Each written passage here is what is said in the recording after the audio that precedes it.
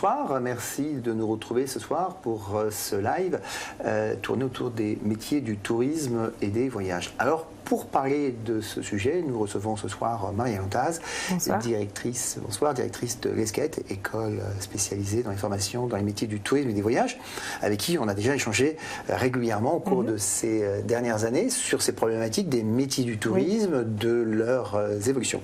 Alors ce soir, nous avons retenu un thème principal qui sera un peu le fil conducteur de notre discussion, tourné autour de cette problématique. Pourquoi choisir un métier quand on peut en faire plusieurs? Est-ce que pour vous, cela s'attribue particulièrement au métier du tourisme et plus particulièrement à ces métiers? Oui, alors c'est vrai que je suis venue plusieurs fois sur des plateaux pour parler un peu de différents métiers et donner un peu d'exemples concrets à des étudiants sur qu'est-ce qu'on peut faire vraiment dans le tourisme. Et je me rends compte au fur et à mesure qu'on discute avec soit nos étudiants, soit des futurs candidats éventuels, qu'ils se posent la question. En fait, il y a cette espèce de crainte de se dire mais finalement j'ai du mal à me positionner sur un métier, j'ai du mal à savoir vraiment ce que je veux faire. Et on se rend compte finalement quand nous on accompagne nos étudiants dans leur projet professionnel et quand on suit nos alumni, donc nos anciens étudiants, voilà, on se rend compte que finalement ils optent rarement pour un métier qu'ils font tout au long de leur carrière, mais que c'est une succession de plusieurs métiers qui fait que du coup ça construit leur personnalité professionnelle, ça construit leur projet. Et c'est vrai que je me suis dit que c'était peut-être intéressant de venir témoigner un peu de ça pour montrer que finalement choisir le secteur du tourisme, c'est choisir un secteur. Donc ça a quand même quelque chose, moi je pense, de rassurant, parce que c'est vrai que dans des écoles, par exemple, plus généralistes, de commerce généraliste, on a du mal à se positionner parce que c'est effectivement très très large. Là, on choisit un secteur, mais que pourtant ce secteur-là n'est pas enfermant et qui permet de faire des métiers qui sont très variés dans notre carrière. Et donc c'est pour ça que voilà, je trouvais intéressant de faire un live là-dessus pour pouvoir en parler et répondre à des questions éventuellement d'étudiants là-dessus. Et d'autant plus que c'est des secteurs qui sont soumis à une forte évolution technologique qui a modifié considérablement un certain nombre de métiers, notamment avec l'option du digital et toutes les ventes à distance qui ont explosé ces dernières années avec des nouveaux métiers forcément. Là, il y a eu plusieurs questions par exemple. Alors, elles n'ont pas forcément de rapport avec les métiers du digital, mais quand même avec la notion de yield manager, une notion qui n'existait pas encore il y a quelques années. Non, alors la notion de yield management, elle arrive quand même avec, notamment avec Internet, avec la nouvelle, enfin, elle arrive avec la libéralisation du ciel, mais je veux dire, elle se renforce avec Internet, puisqu'on a le développement de nouvelles compagnies aériennes, notamment les low cost, qui viennent un peu vraiment challenger le modèle des compagnies aériennes régulières et qui fait que les compagnies régulières, pour résister à l'arrivée des low cost, sont obligées de mettre en place cette technique qui permet de faire fluctuer les tarifs, donc de dire à un moment je vais être à 200 €, un autre jour je vais être à 50 €, un autre à 150 en fonction de la date de départ, en fonction du comportement du client, si c'est une famille, si c'est une clientèle affaires, enfin en fonction de pas mal de paramètres. Et donc ça effectivement c'est des nouveaux métiers qui sont aujourd'hui qui ont le vent en poupe. Mais il y a plein d'autres métiers qui sont liés aussi au digital, vraiment sur la partie marketing et web marketing pur, avec les métiers qui sont liés au référencement, les métiers qui sont liés à donc référencement, tout ce qui va être acquisition de clients, donc comment est-ce que je vais attirer les clients sur mon site internet. Donc il y a toute une partie référencement naturel, référencement payant, affiliation, il y a toute une partie aussi gestion de la e-réputation de la marque ou des produits sur les réseaux sociaux, donc avec tous les métiers qui sont liés au community management, tout ce qui est lié à la gestion de la relation client sur Internet aussi, qui est très importante. Donc plein de nouveaux métiers et qui peuvent se faire les uns après les autres et qui font qu'on a une carrière qui est assez multiple, même dans le digital par exemple, en prenant le tourisme et le digital. Même là-dedans, on peut faire plusieurs métiers différents. Oui, mais à travers ces évolutions que vous décrivez, liées notamment au digital, est-ce que ce ne sont pas des métiers où on reste assis sur sa chaise, derrière un écran, justement, à tout gérer derrière un écran? Est-ce qu'on continue à se déplacer, à bouger, à rencontrer? On continue à pouvoir bouger et rencontrer des gens, tout dépend en fait des métiers sur lesquels on se positionne. Et on peut aussi avoir un moment dans sa vie envie de bouger et pas envie d'être derrière son ordinateur. C'est souvent le cas d'étudiants qui sont en début de carrière, qui nous disent moi j'ai très peur de travailler toute la journée derrière un ordinateur, donc j'ai besoin de bouger. Et ce qui existe, c'est des métiers qui sont liés, enfin qui sont sur le terrain, qui nous permettent de rencontrer les clients. Donc là, il y a beaucoup de métiers là-dedans. Il y a tous les métiers qui sont liés déjà au commercial et à l'animation de réseau. Comment est-ce que, par exemple, je je vais faire en sorte que je suis chez un tour opérateur. Si je suis commercial chez un tour opérateur, je fais en sorte que les agences de voyage de la zone que je couvre maîtrisent mes nouveaux produits, maîtrisent les nouvelles destinations que je propose et soient en capacité de les vendre. Donc pour ça, il faut que je les accompagne. Donc on dit que c'est des métiers du commercial et de la vente, mais c'est en réalité des métiers qui sont beaucoup plus de la relation partenaires, fournisseurs, relations clients, enfin voilà, c'est assez large. Donc là, on est en lien avec le terrain. Et après, on a aussi tous les métiers qui sont liés à l'événementiel, où là, on est en lien avec le client. On accompagne le client sur l'événement et on lui organise son événement et on est en capacité de lui répondre tout au long de son événement. Et puis, on a aussi tous les métiers qui sont liés au réceptif et à l'accueil du client aussi. Alors l'accueil, c'est pareil, ça peut avoir parfois une connotation un peu négative, un peu bon, on pense à réception. Je fais juste de l'accueil, de la réception, mais là aussi, tous ces métiers-là, ils se sont complexifiés parce qu'aujourd'hui, l'accueil, il ne se passe pas que de façon physique, il se passe aussi de façon digitale. On a aujourd'hui des robots, on a des chatbots, on a des applications mobiles, des tablettes, comme vous en avez une là, et qui aujourd'hui aussi participent à l'amélioration de l'accueil et de l'expérience client. Et donc ça, c'est des métiers qui sont à la fois techniques et humains. Alors là, on n'a pas parlé de définition des métiers de la révolution. On va répondre à quelques questions précises. Alors, on va revenir 2 secondes. Quelles études faut-il faire pour devenir un yield manager? On a parlé du métier. Les études, c'est quoi? Plutôt bac plus 5, bac plus 3, une école de management? C'est plutôt bac plus 5 quand même. En bac plus 3, nous sur la formation bachelor, on va initier nos étudiants à la problématique de pricing. Donc on va avoir des gens qui vont pouvoir sortir sur des métiers de support ou d'analyste pricing. Et c'est vraiment quand on pousse au niveau bac plus 5 qu'on va pouvoir sortir yield manager et revenu manager. Donc nous, on a une filière, on a notre MBA spécialisé International Travel Management qui permet aux étudiants à un moment de choisir soit une filière loisir, soit une filière affaires. Et dans chacune de ces filières-là, il peut se spécialiser sur la partie vraiment yield management, revenu management. Alors, sans que ce soit lié spécifiquement au métier de yield manager, il y a quand même des questions. Il y a 2 questions qui tournent autour de la problématique. Si on veut s'orienter vers ces métiers, pas forcément yield manager, mais ça peut être un autre métier, est-ce qu'il ne vaut pas mieux finalement faire une école de management classique, un cursus en 3 ou 5 ans, et choisir une spécialisation de dernière année, là effectivement spécialisée sur les métiers du tourisme, plutôt que de prendre une école de métier ou spécifique? En fait, elle est délicate cette question, mais j'aurais tendance à conseiller les étudiants de la manière suivante. C'est-à-dire, je pense que si on n'est vraiment pas sûr de vouloir faire du tourisme et qu'on se dit peut-être, mais je suis pas complètement sûre, peut-être qu'il vaut mieux faire dans ces cas-là une école généraliste et puis éventuellement aller sur le tourisme, mais peut-être sur autre chose. Par contre, si on pense que c'est vraiment le tourisme qui nous intéresse, alors là, dans ces cas-là, l'école généraliste, elle est souvent déceptive et on s'ennuie un peu dans ces cours-là et il nous manque vraiment du concret et de l'applicatif dans le tourisme. Il n'y aura jamais plus d'applicatif au secteur du tourisme dans une école généraliste que dans une école spécialisée. Et nous, aujourd'hui, notre force, c'est vraiment celle-ci, c'est de former à un secteur bien particulier, mais qui offre une multitude de possibilités au niveau des opportunités professionnelles et qui permet d'accéder directement à un réseau de personnes qui travaillent dans le tourisme, puisque comme on est spécialisé dans le secteur, on a un réseau d'anciens qui est très important puisque l'école existe depuis plus de 35 ans, enfin existe depuis 35 ans, donc on a un réseau d'anciens qui est important et qui finalement coopte aussi les nouveaux étudiants, les aide à s'insérer professionnellement, ce qui fait que ça facilite et qu'on se crée son réseau dès qu'on rentre en tant qu'étudiant, on se crée déjà son premier réseau dans le secteur. J'imagine pour trouver des stages qui doivent occuper, j'imagine, une place importante dans votre cursus. Très important, les stages occupent une place effectivement importante. Alors nous, on ne propose pas d'alternance, on propose des stages. On a vraiment cette philosophie de dire il faut que les étudiants soient 100% dans l'entreprise, enfin 100% pardon, dans la formation au départ pour intégrer un certain nombre de connaissances et de savoirs, et ensuite qu'ils aillent les développer à 100% dans les entreprises. On estime que quand on est sur niveau de bac plus 3 et bac plus 5, c'est difficile de faire de l'alternance et d'avoir des missions à responsabilité quand on peut les faire que 2 jours par semaine ou quand on peut les faire qu'une semaine sur 2. Donc on préfère faire 100% et 100%. Mais au final, 50% du temps de formation de l'étudiant se fait en entreprise. Question d'Aurélie qui nous dit « J'ai vu que les spécialisations sont surtout en MBA.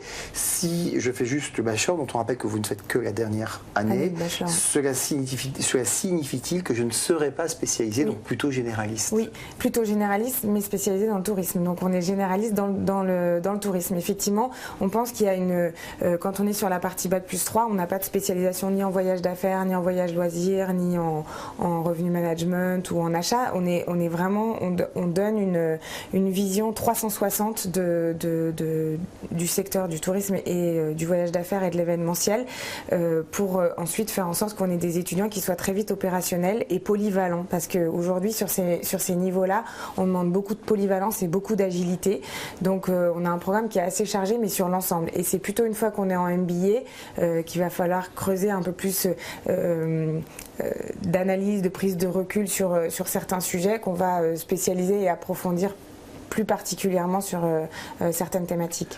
Il y a une question de Léa que vous avez dû entendre régulièrement avec des jeunes que vous rencontrez. Finalement, avec une bonne intelligence et un sens de l'adaptation, est-ce que l'on ne peut pas prétendre à exercer beaucoup de métiers dans le tourisme sans avoir besoin de se positionner dans une école spécialisée aussi jeune ? Alors, c'est toujours pareil, hein, ça existe, des gens qui sont autodidactes et qui réussissent très bien, il y en a toujours eu et il y en aura toujours. Des gens qui ont des bac plus 5 ou même plus et qui ont du mal professionnellement, il y en a et il y en aura toujours.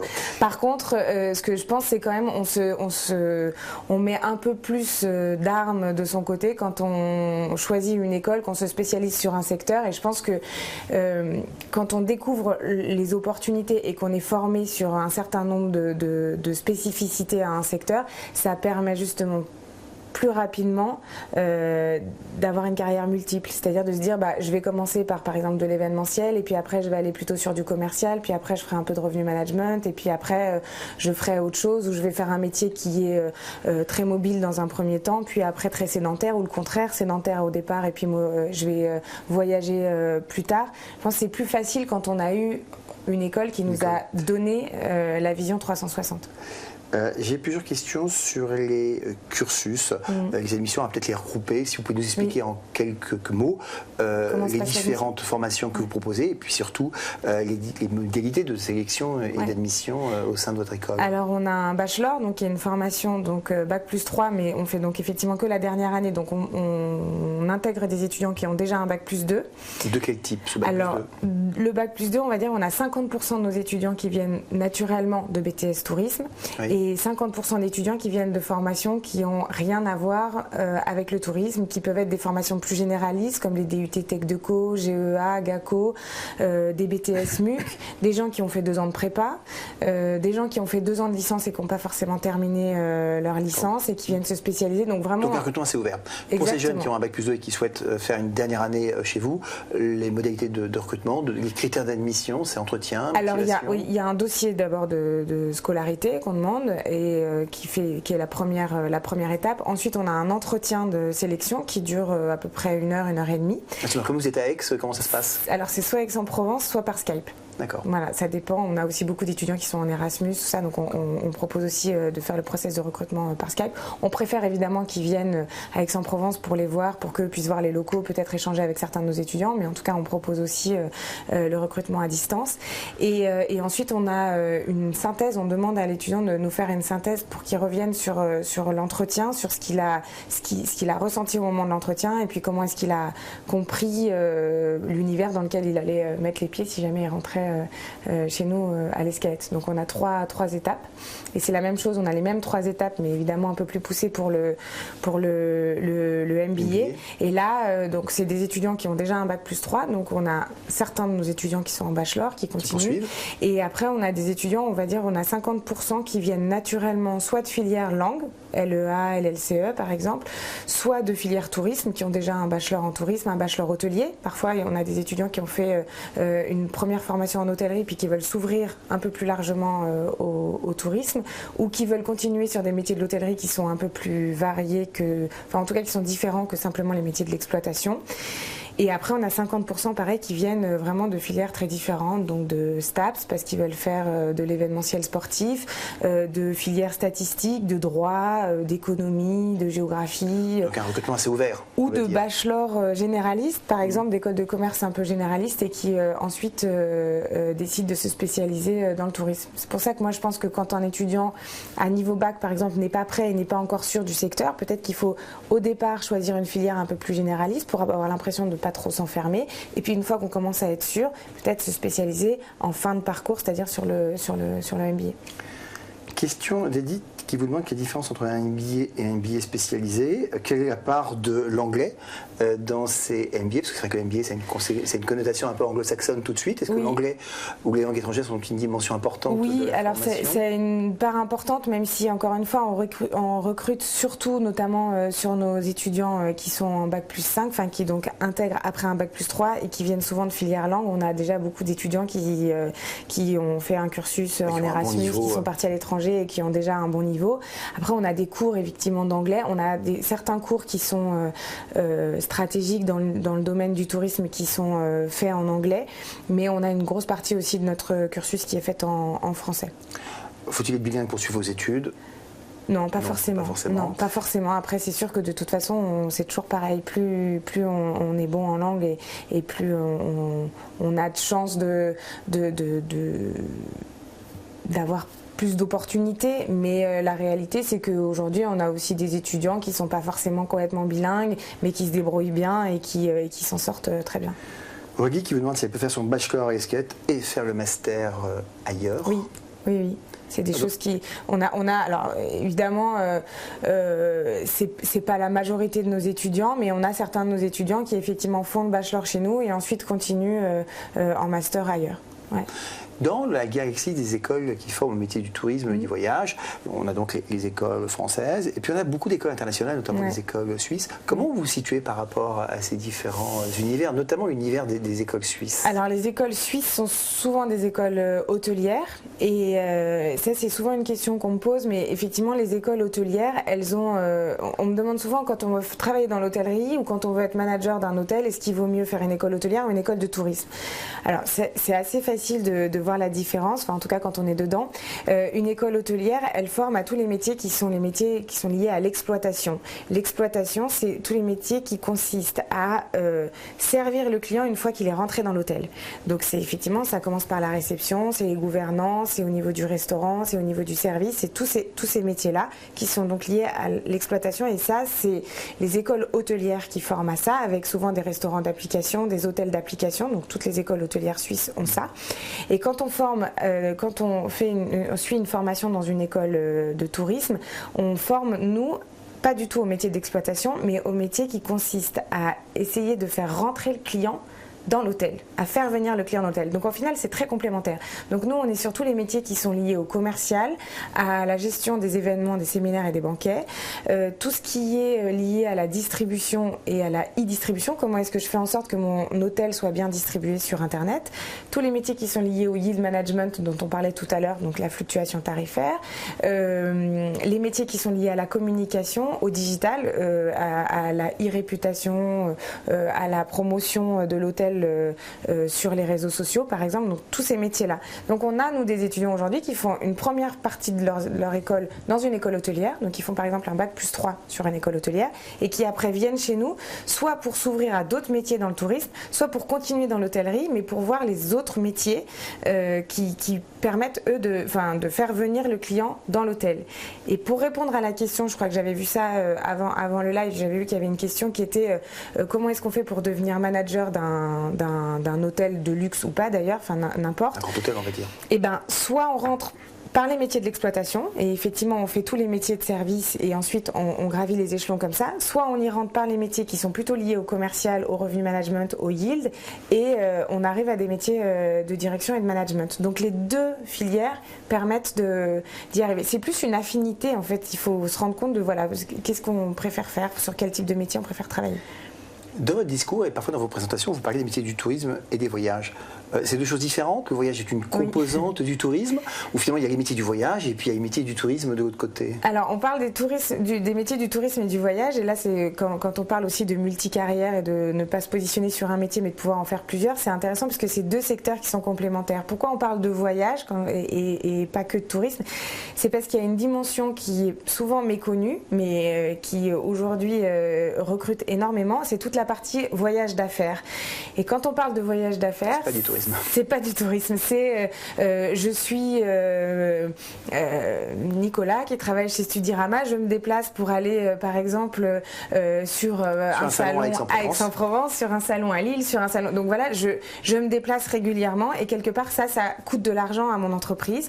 Et donc chez Studirama, dans le groupe Studirama, il y a quelqu'un qui s'occupe de la gestion des déplacements professionnels de tous les collaborateurs de Studirama. Et aujourd'hui, dans toutes les grandes entreprises ou les grosses PME, PMI, on a des gens aujourd'hui qui s'occupent des voyages et des déplacements des collaborateurs. Et là, quand on parle de ça, on n'est plus dans le cadre du tourisme, mais c'est le déplacement professionnel, mais c'est aussi plein d'emplois qui sont... C'est un secteur porteur. C'est un secteur qui est très porteur, qui est méconnu du grand public, mais qui est très porteur et passionnant quand on s'y intéresse. Alors, dans nos différents échanges, on a évoqué cette notion de voyage d'affaires.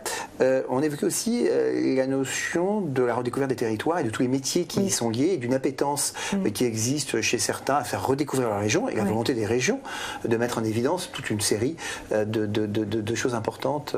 Il y a une grosse mouvance, on va dire, générale, à la fois chez les clients qui consomment aujourd'hui du voyage, de se dire est-ce que je ne vais pas consommer un peu plus en conscience, quoi, moins du tourisme de masse classique, mais comment est-ce que je fais pour rencontrer plutôt les populations locales, comment est-ce que je fais pour mieux connaître, ça touche aussi le tourisme durable et l'écologie, enfin comment est-ce que je fais en sorte pour que mon voyage ait une empreinte qui ne soit pas négative pour la planète, et comment est-ce que je fais pour découvrir aussi le territoire qui est à côté de moi. On se rend compte de plus en plus que finalement on part à l'étranger, on pense destination lointaine, mais que finalement on maîtrise mal son propre territoire, et la France c'est quand même un territoire qui est très riche, donc on a de plus en plus de gens qui aujourd'hui travaillent pour que les gens consomment différemment les destinations, et notamment en France, pour qu'on n'aille plus qu'à Paris voir la Tour Eiffel, mais qu'on découvre l'ensemble du territoire.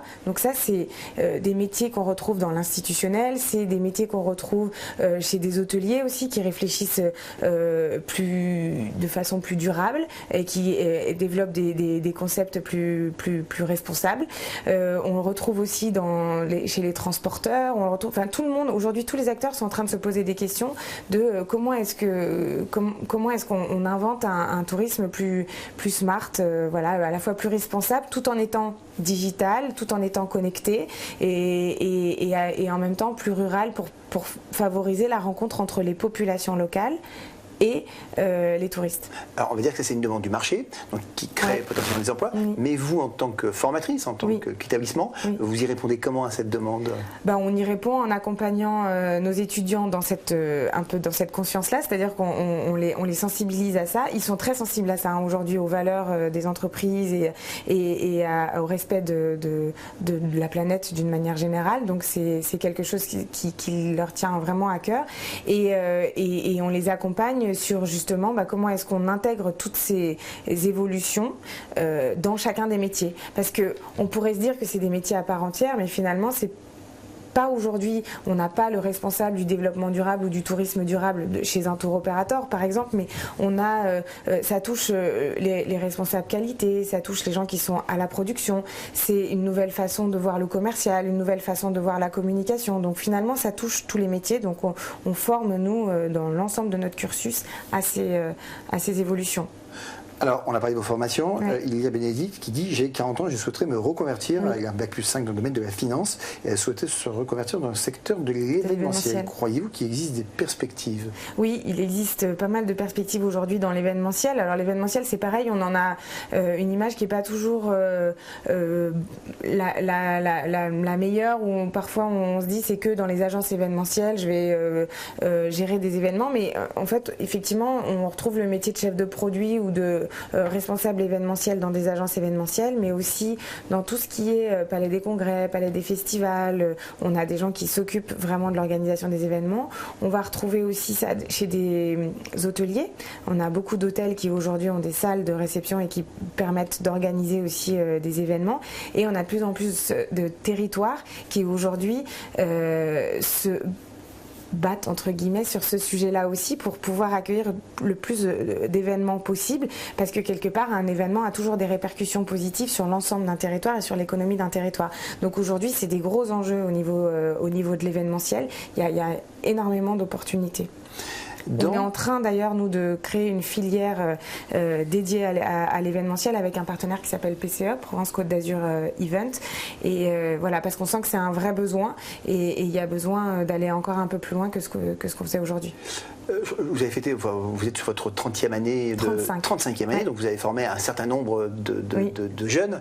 Ça doit représenter donc un réseau assez important. Oui. Donc vous êtes à même de voir les évolutions de carrière. Oui. Est-ce que vous constatez que ces dernières années, vous voyez l'accélération des mutations qui se produit dans les métiers que les uns et les autres, etc. Oui. C'est que vous les voyez vraiment plus qu'il y a 20 ans changer de métier au fil des ans. Ça, c'est vraiment quelque chose que vous voyez sur les dernières promotions? Oui, on le voit vraiment. Alors, je pense qu'il y a plusieurs choses. Les entreprises mutent énormément et donc font aussi évoluer les gens en interne ou créent des postes très régulièrement sur des nouveaux métiers. Et on est aussi face à des nouvelles générations qui n'ont plus envie de faire qu'un seul métier, et on les comprend bien, et qui ont envie justement de tester plusieurs choses.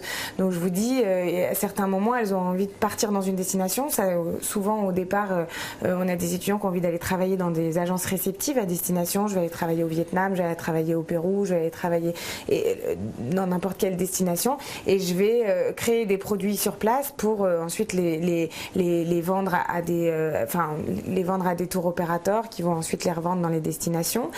Et puis après, à un moment, on a parfois le mal du pays d'origine, on a envie de rentrer en France, on a envie peut-être d'essayer d'autres métiers, de se sédentariser un peu plus, peut-être d'aller dans des métiers qui sont plus analytiques, donc de toucher des métiers par exemple du yield management, de toucher des métiers du commercial, de toucher des métiers justement du digital. Et on se rend compte de plus en plus qu'on a des étudiants donc des anciens plutôt, qui ont des carrières qui sont vraiment très différentes. Certains qui passent du voyage d'affaires, dont je vous ai parlé tout à l'heure, au voyage loisir, du territoire. J'ai travaillé pour un office du tourisme, et puis après je vais aller travailler pour un hôtel. Donc voilà, c'est là où on se rend compte qu'effectivement il y a une vraie diversité, et finalement je crois que ça devient quelque chose d'assez positif, de se dire à la fois je choisis un secteur, mais en même temps je m'engage pas et je m'enferme pas. Voilà. Question de Margot, y a-t-il des cours de création d'entreprise pendant le bachelor? Oui, on a des cours de création d'entreprise, alors qui sont plus poussés sur la partie MBA, mais qu'on intègre de plus en plus sur la partie bachelor aussi, parce qu'on a effectivement des étudiants, c'est en fonction de la maturité des étudiants, mais on a effectivement des étudiants qui, même à Bac+3, sont de plus en plus prêts et mûrs dans leur projet de création d'entreprise. Et on a surtout un dispositif qui est complémentaire de la formation, c'est qu'on a un incubateur qu'on a monté il y a 2 ans. Au sein de l'école? Au sein de l'école. Et donc on accompagne des startups, donc c'est un incubateur qui s'appelle Provence Travel Innovation, et on accompagne des porteurs de projets et des startups qui se développent. Donc c'est pas forcément, c'est pas que des projets d'étudiants, hein, on a aujourd'hui d'ailleurs plus de gens qui ne sont pas des anciens étudiants de l'école ou des étudiants qui sont passés par chez nous, mais c'est aussi quelque chose qu'on propose à des étudiants qui effectivement en fin de parcours se disent maintenant je veux créer mon entreprise. On les accompagne, on a les outils, on est avec des partenaires qui sont des spécialistes de l'accélération pour les aider à développer leur entreprise. Est-ce que très rapidement, vous pouvez nous dire comment s'organise le cursus? On ne va pas parler des différentes années, mais beaucoup de parties en stage, beaucoup de Alors le stage, c'est à peu près la moitié théoriques. de la formation qui est en stage, mais effectivement avant on a toute la partie formation, et donc dans la partie formation on a un mix de plein de formats, parce qu'on pense qu'aujourd'hui c'est ce qu'il faut faire pour préparer les étudiants au monde de l'entreprise. Donc on a évidemment quelques cours encore magistraux, parce que pour permettre de comprendre comment fonctionne l'industrie, donc des cours un peu classiques, et surtout après on a énormément de travaux de groupe pour préparer, parce qu'aujourd'hui en entreprise on travaille systématiquement en mode projet, voilà, donc on les fait travailler en travaux de groupe sur des cas réels d'entreprise, on les confronte très régulièrement aux entreprises, on organise des sessions de mentoring inversé où c'est eux qui se mettent dans la peau de professionnels et puis des professionnels qui se mettent plutôt dans la peau d'étudiants. On organise aussi pas mal de sessions de design thinking, donc où on co-construit avec les étudiants la réflexion qu'il faut avoir sur le tourisme, et on intègre des réflexions de professionnels là-dedans, donc avec notamment des ateliers post-it et autres comme on voit aujourd'hui. On a des journées thématiques d'immersion totale sur un sujet, sur le revenu management, sur la négociation, sur le web marketing dans le tourisme, enfin vraiment sur des axes forts, sur la partie tourisme durable, sur la partie comment est-ce qu'on intègre le tourisme durable dans les technologies du tourisme, donc vraiment des choses assez poussées. Donc c'est un mix de plusieurs formats pour préparer les étudiants à tout type de situation. Quand ils vont devoir travailler de façon individuelle dans les entreprises et porter un projet tout seul, quand ils vont devoir le porter à plusieurs, quand ils vont devoir échanger avec des services qui n'ont rien à voir avec eux mais qu'il va falloir emmener tout le monde dans un projet. Enfin, on essaye vraiment de les mettre le plus possible dans toutes les situations professionnelles dans lesquelles auxquelles ils vont être confrontés plus tard, pour qu'ils se préparent et qu'ils construisent justement leur personnalité professionnelle. Vos enseignants sont plutôt des professionnels du monde du tourisme et des voyages? Alors c'est des anciens professionnels du monde du voyage qui sont aujourd'hui des gens qui sont là en permanence, donc qui sont des salariés de l'Escaët, et pour la plupart, enfin en tout cas tous ceux qui sont sur vraiment l'expertise très forte au niveau du travel, enfin du tourisme et des voyages, et c'est des gens qui sont aujourd'hui salariés parce qu'ils sont revenus au service de la pédagogie, donc ils sont là, à la fois ils donnent des cours aux étudiants, mais c'est aussi ceux qui sont là qui gèrent tout le suivi des étudiants, l'accompagnement sur le projet professionnel. C'est eux qui gèrent aussi les formations des professionnels, parce qu'on fait toute une partie formation pro pour des gens qui sont en reconversion, mais on accompagne aussi des entreprises du secteur à faire monter en compétences leurs collaborateurs. C'est les mêmes experts et mêmes formateurs qui interviennent aussi auprès de nos startups qu'on accompagne. C'est les mêmes aussi qui interviennent sur le magazine qu'on rédige qui s'appelle le magazine Stratégos, qui est un magazine B2B. Donc c'est vraiment des gens qui sont là au service de l'Escaët et du projet de l'Escaët et des étudiants. Question d'Aurélie, est-il dur de trouver un travail à la sortie de l'école, même s'il arrête après le bachelor? Non, c'est pas difficile. On a aujourd'hui, nous, 90% de nos étudiants qui sont embauchés après le diplôme, après l'obtention de leur diplôme. Donc Est-ce que c'est un score plus élevé que la moyenne des écoles qui forment dans le domaine du tourisme et du voyage? Oui, c'est un score qui est plus élevé, mais nous, c'est la seule chose qui nous anime, c'est d'essayer de faire en sorte, comme on est au bout de la chaîne. Il faut savoir qu'on a des étudiants qui ont commencé à l'école, ils avaient 3 ans, et nous, on est tout au bout. Donc on ne peut pas être juste une école qui amène à un diplôme, on se doit de les accompagner sur l'insertion professionnelle. Donc nous, on œuvre à cette transformation de comment est-ce que je passe d'étudiant à professionnel et comment est-ce que derrière je suis insérée. Donc on les accompagne beaucoup sur comment je construis mon projet, comment est-ce que je choisis mon stage, comment est-ce que j'identifie les missions qui vont m'intéresser et dans lesquelles je vais vouloir m'épanouir, que ce soit sur du réceptif, que ce soit sur des jobs sédentaires, sur des jobs sur lesquels on bouge beaucoup, sur lesquels on est plus analytique, on fait du commercial, enfin voilà, surtout du marketing. Enfin, on essaye de vraiment accompagner et de personnaliser les parcours de nos étudiants. Question de Justine, le réseau Escaët sert-il tout au long de la vie professionnelle ou est-il seulement utile à la sortie d'école? Voilà, est-ce qu'il y a une communauté d'alumni finalement qui est assez puissante et qui vous aide tout au long? Il y a une vraie communauté qui est très forte. En fait, l'Escaët, c'est une école à taille humaine. On a 250 étudiants par an, donc c'est pas une grosse école. Ce qui fait qu'il y a des liens qui sont très forts qui se créent entre l'école et les étudiants.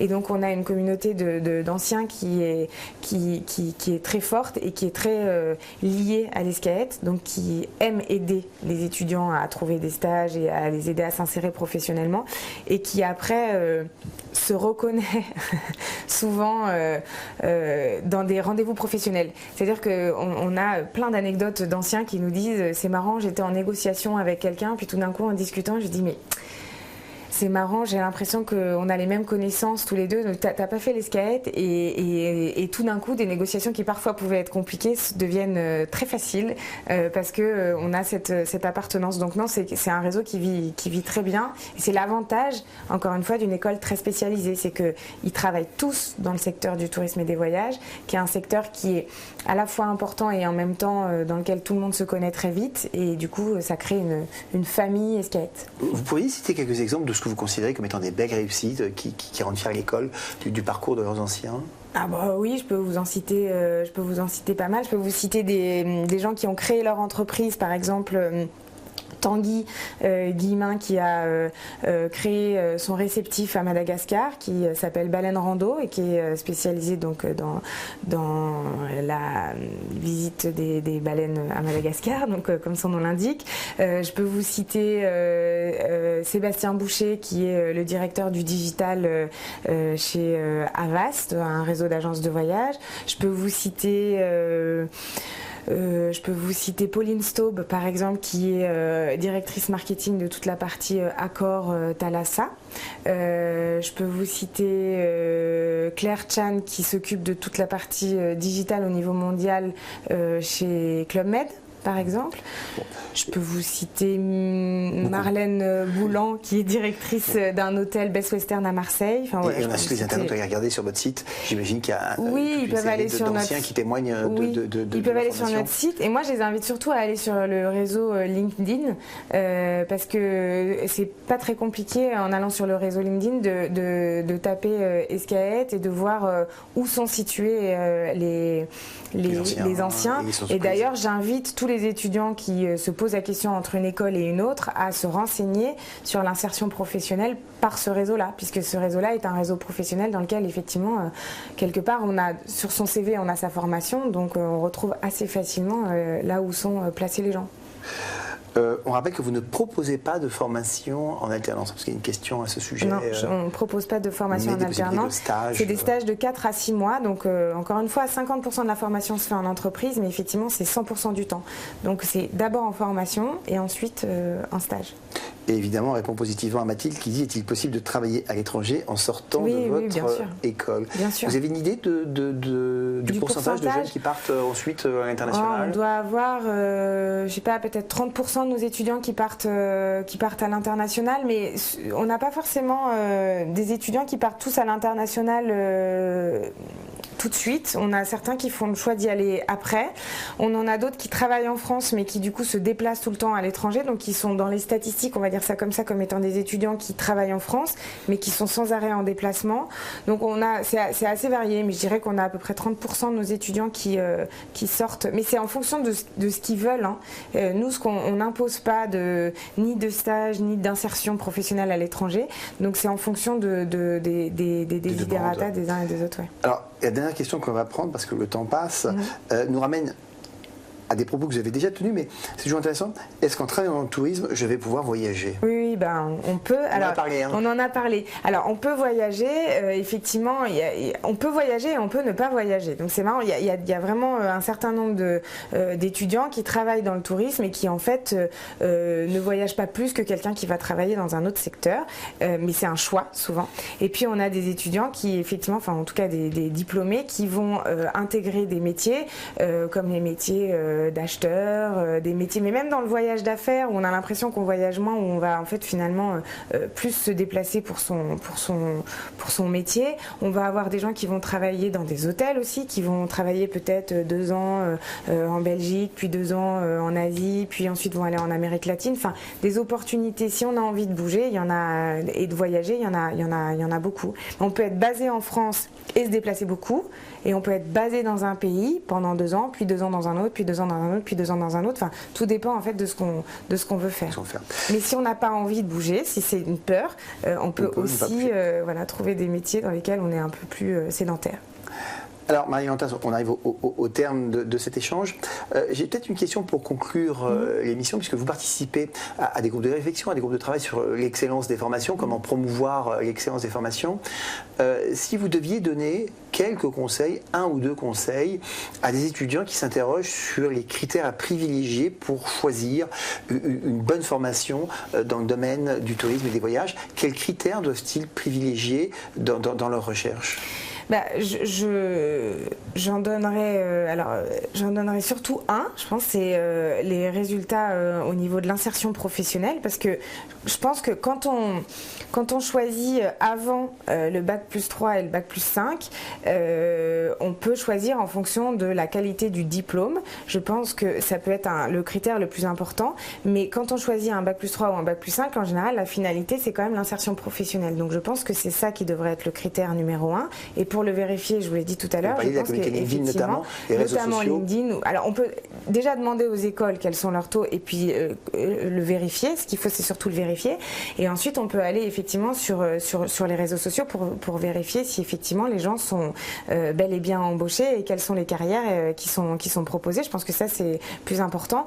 Et après, évidemment, il y a quand même le diplôme et la reconnaissance des formations. Et effectivement, ce dont vous parlez, c'est notamment la CFET. Effectivement, pour nous, aujourd'hui, être labellisé par la CFET, reconnue dans cette conférence des formations d'excellence du tourisme, et effectivement un critère qui est très important et qui doit rassurer, les candidats. Alors c'est un débat qui est évidemment pas très connu, mais est-ce qu'on peut dire qu'à terme ça doit être l'équivalent de ce qu'est la CGE pour les grandes écoles de management? Oui, c'est l'objectif. Ouais, c'est l'objectif. Donc demain, un parent ou un étudiant qui verra ce label sur une plaquette, c'est un gage de qualité. Oui, c'est un gage de qualité. Il y a 4 ministères derrière, des partenariats qui ont été signés avec Atout France sur le sujet, avec Campus France aussi. Donc c'est quelque chose qui est très très sérieux et qui effectivement va structurer la filière des formations dans le tourisme. Eh bien Marie-Valentin, merci d'avoir participé à cette émission. Et puis rendez-vous pour d'autres émissions sur les problématiques de la formation. À bientôt. Au revoir.